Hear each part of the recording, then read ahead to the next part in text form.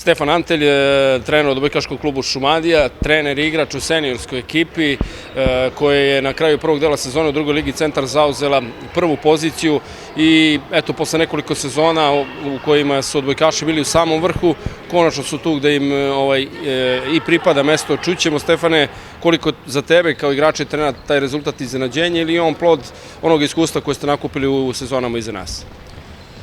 Pa ne mogu da kažem da je iznenađenje. Zapravo mi smo negde na početku sezone taj cilj i zacrtali.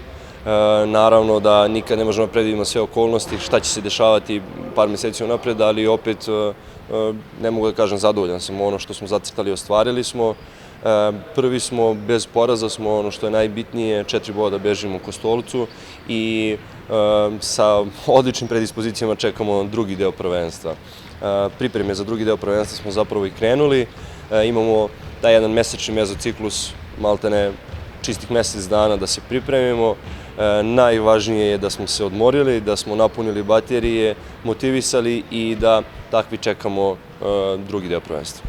Šta je to razlikovalo igru Šumadije u odnosu na neke sezone ranije? Da li su vas mimoišle povrede, iskustvo koje ste stekli u, kažem, sezonama iza nas ili nešto treće? Pa znate šta, mislim da su se malo i kockice sklopile.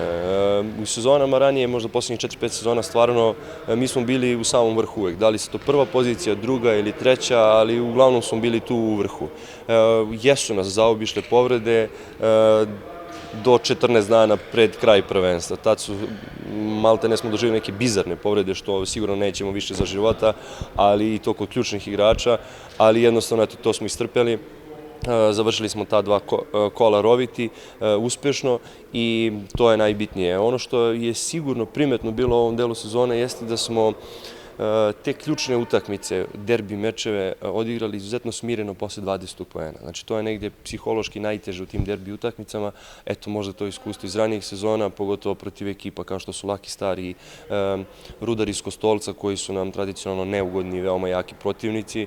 Upravo protiv njih, protiv Lakija u Beogradu i protiv Kostolca na našem terenu smo uspešno završili sa maksimalna 3 boda i to je ono što zaista raduje i daje optimizam za nastavak prvenstva. Naravno i protiv ekipa, nekih ekipa koji imaju mlađe sastave, ali izuzetno odlične i uigrane, tu je opet neko naše iskustvo prevagnulo i neki individualni kvalitet i što je odlična stvar naravno.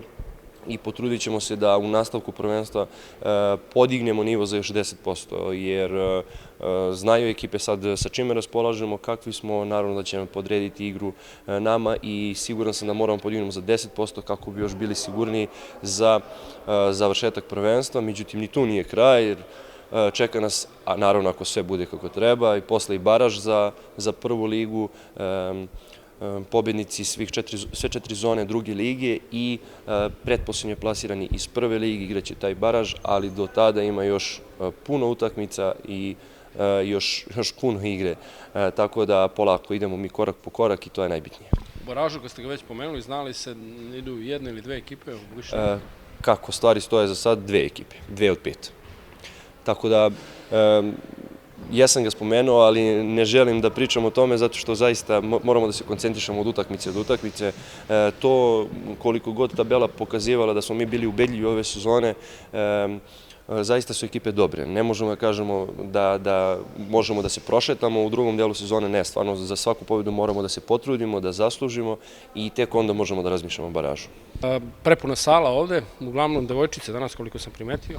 Pa upravo tako, evo videli ste, imamo tu mogućnost da konačno u Gocu možemo da razmišljamo 3 mreže, to su 3 selekcije, zaista možemo da radimo sa preko 60 dece u isto vreme, a naravno da to sve bude funkcionalno, da bude organizovan trening i zaista je zadovoljstvo da možemo da radimo u ovakvim uslovima.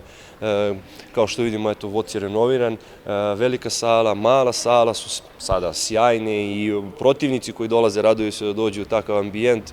Eto, da napomenem, od ove sezone upravo u toj renoviranoj maloj sali seniori igraju svoje utakmice, dosta su igrali u velikoj, međutim... To je jedan važan segment. Pa jeste. Publika je bučnija.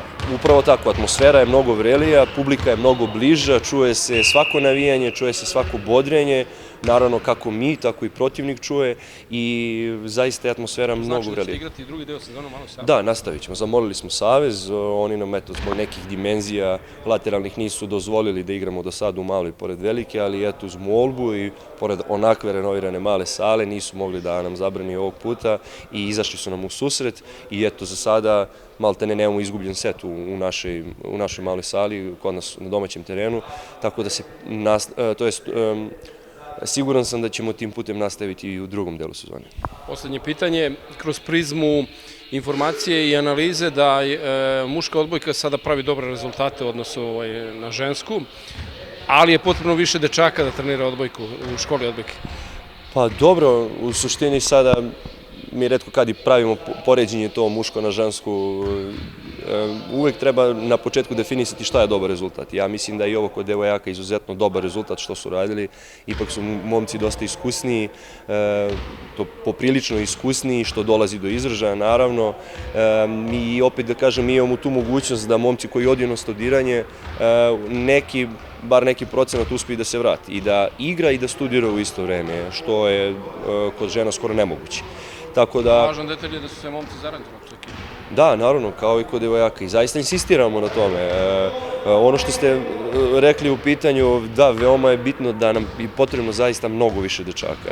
To nije slučaj samo kod nas, odnosno i u Aranđelovcu, u celoj Srbiji je to problem, a kako sam čuo i u regionu i svetu, zaista mnogo je manji procenat dečaka u odnosu na devojke. Onda se neki drugi sportovi, fudbal pre svega. Upravo tako. Međutim, od ove sezone mi imamo, eto, kažem, posle toliko godina školu upravo za dečake, imamo taj, kao i uvek, naš juniorski pogon koji je sačinjen i od pionirskog i od kadetskog, pa čak i par momaka juniorskog. Tako da smo te tri grupe stavili u jednu koja se takmiči naravno i nadam se da će se u nekoj budućnosti upravo od ove škole odbojke iznedriti i da će kroz godine koje dolaze oni nekako i doći do seniorskog sastava. Kada i gde momci mogu se javiti koji su zainteresovani? Ovdje u ovoj sali, vikendom smo od 10 časova upravo ovdje na ovom terenu. Naravno da mogu da dođu i do sportskog centra, tamo smo subotom od 9 do 11, nedeljom smo od 11 do 1, u svakom slučaju mogu da se prijave i tamo. Trener Bane, trener Andreja i ja ćemo ih naravno proslediti ovdje do trenera Saše i naravno oberučke ćemo ih prihvatiti.